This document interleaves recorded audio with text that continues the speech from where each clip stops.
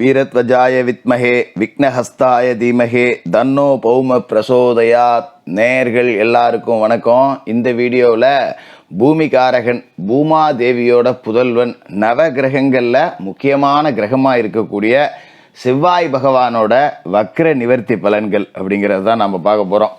அதாவது செவ்வாய் அப்படிங்கிறவர் ரொம்ப முக்கியமான ஒரு கிரகம். சுவர் இருந்தால் தான் சித்திரம் அப்படின்னு சொல்லுவாங்க இல்லையா. செவ்வாய் தான் உடல் ஆரோக்கியத்துக்கே அதிபதி. ஒரு நல்ல தேக ஆரோக்கியம் வேணும் அப்படின்னா செவ்வாய் பலமாக இருக்கணும். அப்படிப்பட்ட செவ்வாய் டிசம்பர் மாதம் 7ஆம் தேதி 2024 கடகராசியில் நீச நிலையில் இருந்து வக்கரமாயிட்டார். அதன் பிறகு பின்னோக்கி பயணமாகி மிதுன ராசிக்கு போனார். இப்போ பிப்ரவரி மாதம் 21ஆம் தேதி, அதாவது மாசிக்கு குரோதி வருடம் மாசி மாதம் 9ஆம் தேதி செவ்வாய் மிதுன ராசியில் வக்ர நிவர்த்தி அப்படிங்கிறத அடைகிறாரு. இப்போ செவ்வாயோட வக்ர நிவர்த்தி காலகட்டம் அப்படிங்கிறது ரொம்ப முக்கியமானது. ஏன்னா செவ்வாய் அங்காரகன், செவ்வாய் சகோதரகாரகன், செவ்வாய் காமாதிபதி. இவ்வளவு அம்சங்களை கொண்ட ஒரு அற்புதமான முக்கியமான கிரகம். பூமாதேவியோட புதல்வன் செவ்வாயோட அந்த நிலை அப்படிங்கிறது வலுவாக இருந்தால் தான் ஒருத்தருக்கு மன நிலம் சொந்த வீடு இது எல்லாமே அமையும். உடல் ஆரோக்கியமும் வலுவாக இருக்கும். செவ்வாய் கோபத்துக்கு வீரத்துக்கு எல்லாத்துக்குமே அவர் தான் அதிபதி. அப்படிப்பட்ட செவ்வாய் இந்த வக்ர நிவர்த்தி அப்படிங்கிறத அடைகிறார் இல்லையா, பலமடைகிறார் அப்படின்னு அர்த்தம். இந்த செவ்வாய் பலமடைகிறதால உங்களோட ராசிக்கு என்னென்ன பலன்கள் அப்படிங்கிறத கொடுக்க போகிறார் அப்படிங்கிறத பார்த்துருவோம். எல்லாருக்கும் செவ்வாயோட பரிபூரண அருள் கிடைக்க முருகப்பெருமான வேண்டி வீடியோக்குள்ளே போவோம். சிம்மராசி நேயர்களே, உங்களுக்கு இந்த செவ்வாய் வக்ர நிவர்த்தி காலகட்டம் எப்படி இருக்குது அப்படின்னு பார்த்தீங்கன்னா, முதல்ல செவ்வாய் யார் அப்படின்னு தெரிஞ்சுக்கணும். செவ்வாய் யார் அப்படின்னு பார்த்தீங்கன்னா, உங்களோட ராசியை பொறுத்த வரைக்கும் 4வது வீட்டுக்கும் அவர் தான் அதிபதி, 9ஆம் வீட்டுக்கும் அவர் தான் அதிபதி. அப்போ சுகஸ்தானத்துக்கு அதிபதியான செவ்வாய் கடந்த 2024 டிசம்பர் மாதத்துலேருந்து வக்கரமாகி பலம் இழந்து போயிட்டார். எந்த இடத்துல அப்படின்னு பார்த்தீங்கன்னா, அப்போ கடகத்தில் ஒரு வக்கரமானார் உங்களோட ராசிக்கு 12ஆவது வீட்டில். இப்போ பின்னோக்கி பயணமாகி லாப வீட்டில் வக்கரம் அடைஞ்சு போய் இருந்தார். அதனால் அவரால் உங்களுக்கு எதுவும் நன்மை அப்படிங்கிறத செய்ய முடியல. அதாவது 9ஆம் இடத்திற்கு அதிபதி அப்படிங்கிறதால இது ஒரு திரிகோண ஸ்தானம் அப்படிங்கிறத நம்ம புரிஞ்சுக்கணும். ஜோதிடத்தை புரிஞ்சுக்கிட்டிங்கன்னா அதுக்கான அர்த்தம் அப்படிங்கிறது உங்களுக்கு தெரியும். அதாவது 9வது இடம் அப்படிங்கிறது ஒரு தான தர்மம் செய்கிறது, ஒரு நன்கொடை கொடுக்கறது, ஒரு ஆன்மீக உணர்வை உண்டாக்குறது, ஒரு கோயில் கட்டி கும்பாபிஷேகம் பண்ணக்கூடிய அமைப்பு. இது பாக்கியஸ்தானம் அப்படின்னு சொல்லுவோம். நமக்கு வரக்கூடிய வாய்ப்புகள், நமக்கு வரக்கூடிய பாக்கியங்கள் இதெல்லாம் குறிக்கக்கூடிய இடத்துக்கு அதிபதியான செவ்வாய் பலமிழந்து போயிட்டார். அப்படிங்கிறப்ப நமக்கு எந்த விதமான வாய்ப்புகளும் கிடைக்கல. குறிப்பாக பார்த்தீங்கன்னா வேலை தேடி அலைஞ்சவர்களுக்கு எந்த வேலையும் கிடைக்கல, வேலையே இல்லை அப்படிங்கிற இடத்துக்கு போயிடுச்சு. அதுமாரி லாப வீட்டில் ஒரு வக்கரத்தில் இருக்கார் அப்படிங்கிறதால லாபம் அப்படிங்கிறது எட்டி கூட பார்க்கல. 10 ரூபா காசு பணம் அப்படிங்கிறதுக்கு ரொம்ப முடையாக போயிடுச்சு. என்ன பண்ணாலும் காசு வரல, ஏதோ வருது 10 ரூபா அன்றாட செலவு கூடுது, மற்றபடி 10 ரூபா மிச்சப்படுத்த முடியல, 1 ரூபா கடன் எடுத்து அடைக்க முடியல அப்படிங்கிற நிலைமையில தான் இருக்கு. இல்லை செவ்வாய் உங்களோட ராசிக்கு யோகம் செய்யக்கூடிய கிரகம். ஏன்னா நெருப்பு கிரகம். நீங்களே கிரகங்களோட ராஜா சூரியனோட ஆதிபந்தத்தில் வசிக்கக்கூடியவர்கள், வாழக்கூடியவர்கள். ஒரு நெருப்பு கோளுக்கு இன்னொரு நெருப்பு கோள் அப்படிங்கிறது தான் ஒரு நட்பு கிரகமாக இருந்துச்சு. அப்படிப்பட்ட ஒரு நெருக்கமான நண்பர் ஒருத்தர் துயரத்தில் மாட்டிக்கிட்டார். அவருக்கு கஷ்டப்படக்கூடிய சூழல், நமக்கு அவர் தான் உதவி செய்யக்கூடாது. ஒருத்தட்ட பணம் கேட்டிருந்தோம், முக்கியமான விஷயம், நாளைக்கு தரேன் அப்படின்னு இருந்தாப்புல. நாம் நாளைக்கு போய் வாங்க போகிற நேரத்தில் அவர் ஒரு உடம்பு முடியாமல் கிடக்காரு, அவர் ஒரு சிக்கலில் கிடக்காருன்னா எப்படி இருக்கும்? போடா, இனிமேல் போய் யார்ட்டடா கேட்கறது, நம்ம இந்த நேரத்தில் வந்துட்டு நம்ம கேட்கவும் முடியாது, வேற எங்கடா போய் ரெடி பண்ணுறது அப்படின்னு ஒரு கையேறு நிலையில் நிற்போம். பார்த்தீங்களா, அப்படி தான் நீங்கள் நின்றுட்டீங்க. கவலைப்படாதீங்க, விட்டுருங்க.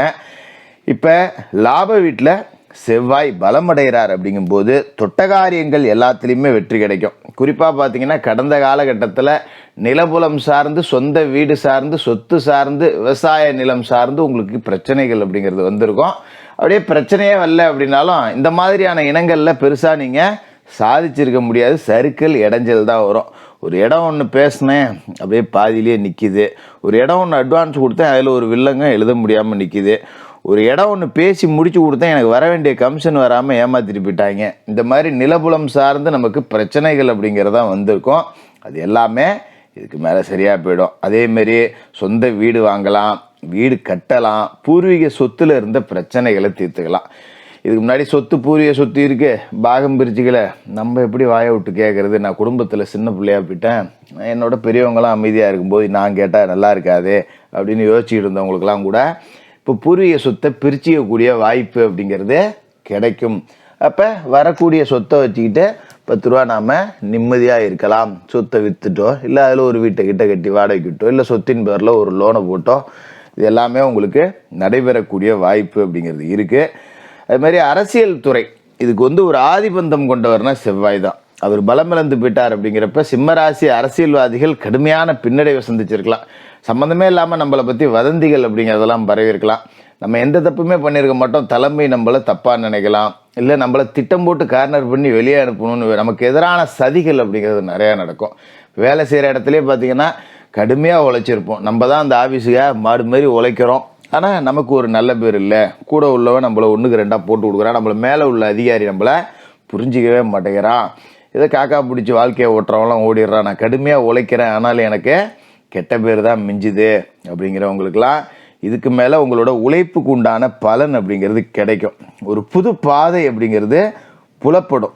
அதுமாரி உத்தியோகத்தில் நீண்ட நாளாக எதிர்பார்த்து காத்துக்கிட்டு இருந்த பதவி உயர்வு இப்போ கிடைக்கக்கூடிய வாய்ப்பு. அதுமாதிரி கடந்த காலகட்டத்தில் வேலையை விட்டு நீக்கப்பட்டவர்கள் மறுபடியும் வேலைக்கு சேரலாம். ஒரு வழக்குகள் சாதகமாக முடியும். ஏதாவது குற்ற வழக்குகளில் அபாண்டமாக குற்றம் சாட்டப்பட்டிருந்தீங்க அப்படின்னா இப்போ நீங்கள் நிரபராதி அப்படின்னு நிரூபித்து வெளியே வரலாம். இந்த காலகட்டத்தில் எல்லாமே உங்களுக்கு சாதகம் அப்படிங்கிறது இருக்கும். அப்படிங்கிறதால நீங்கள் எதை பற்றியும் கவலைப்பட தேவையில்லை.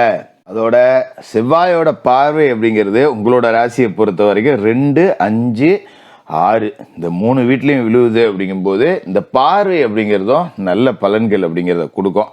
இப்போ தன வீட்டில் செவ்வாயோட பார்வை விழுது அப்படின்னா பூமி தொடர்பான விவகாரங்களில் உங்களுக்கு வருமானம் ரெட்டிப்பாகும். ஒரு ரியல் எஸ்டேட் பண்ணுறேன், ஒரு இடத்த ஃப்ளாட்டு போட்டு விற்கிறேன், கமிஷன் தரகு ஏஜென்ட் வேலை பார்க்குறேன், இல்லை விவசாயம் பண்ணுறேன், இல்லை போர்வெல் போடுற வேலை செஞ்சுக்கிட்டு இருக்கேன், இந்த மாதிரி பூமி தொடர்பான விவகாரங்கள் எல்லாத்துலேயுமே நல்ல வருமானம் அப்படிங்கிறது கிடைக்கும்.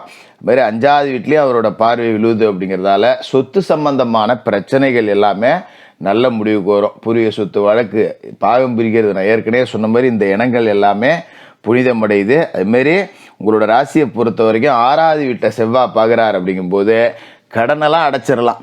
எதிரிகளை வெல்லக்கூடிய ஒரு சூர சம்ஹார அமைப்பு, ஒரு விஸ்வரூப அமைப்பு அப்படிங்கிறது உங்களுக்கு வருது. 6ஆம் இடத்துல விழுகிற செவ்வாய் உங்களோட பகையாளிகள் எல்லாத்தையும் நீங்கள் ஜெயிக்க வைப்பீங்க. அதாவது நமக்கு கண்ணுக்கு தெரியாத எதிரிகள்லாம் இருப்பாங்க. ஆஃபீஸில் நம்மளை முதுகில் குத்துறவன், அரசியலில் நம்மளை ஓரங்கட்டணும்னு நினைக்கிறவன், நம்மக்கிட்ட காசு வாங்கிட்டு ஏமாற்றணும்னு நினைக்கிறவன், எப்படியாவது நம்மளை சிக்க வைக்கணும்னு நினைக்கிறவன், பொய் வழக்கு போட்டவன், இப்படி கண்ணுக்கு தெரியாத எதிரிகளை கூட தேடி தேடி நீங்கள் அழிக்கக்கூடிய ஒரு அற்புதமான சத்துரு சம்ஹார பலம் அப்படிங்கிறது உங்களுக்கு வருது. இந்த செவ்வாய் வக்கர காலகட்டம், வக்கர நிவர்த்தி காலகட்டம் அதை விட ரொம்ப அற்புதமாக இருக்கும். வக்கர காலகட்டத்தை பற்றி நீங்கள் பெருசாக யோசிக்க வேண்டியதே இல்லை. இதே காலகட்டத்தில் குரு சுக்கிரன் பரிவர்த்தனை யோகம் அப்படிங்கிறதும் இருக்குது. உங்களோட ராசிக்கு 5, 8 இந்த 2 வீட்டுக்கு அதிபதியான குரு உங்களோட ராசிக்கு 3, 10 இந்த 2 வீட்டுக்கு அதிபதியாக இருக்கிறவங்க பரிவர்த்தனை ஆகிறாங்க. அப்படிங்கும்போது சில பேருக்கு பழைய தொழிலை விட்டுட்டு புதுசாக ஏதாவது தொழில் தொடங்கலாமா அப்படிங்கிற எண்ணம் கூட வரும். தாராளமாக செய்யலாம். சுயஜாதகத்தை ஒரு தடவை பார்த்துக்குங்க. ஒரு 2-2.5 மாதமாக கடுமையான மன உளைச்சலுக்கு ஆளாக இருந்த சிம்மராசிக்காரர்களுக்கு இந்த செவ்வாய் வக்கர நிவர்த்தி காலம் ரொம்ப நல்லாவே இருக்கும். செவ்வாய்க்கிழமையில முருகப்பெருமான் வழிபாடு செஞ்சுட்டு அன்றைய தினம் ஏழைகளுக்கு அன்னதானம் பண்ணுங்க. குறிப்பாக தக்காளி சாதம் தானமாக கொடுக்கலாம். இது செஞ்சீங்கன்னா இதுக்கு மேலே வரக்கூடிய காலகட்டம் நல்லா இருக்கும். சிம்மராசிக்காரர்களுக்கு வாழ்த்துக்கள்.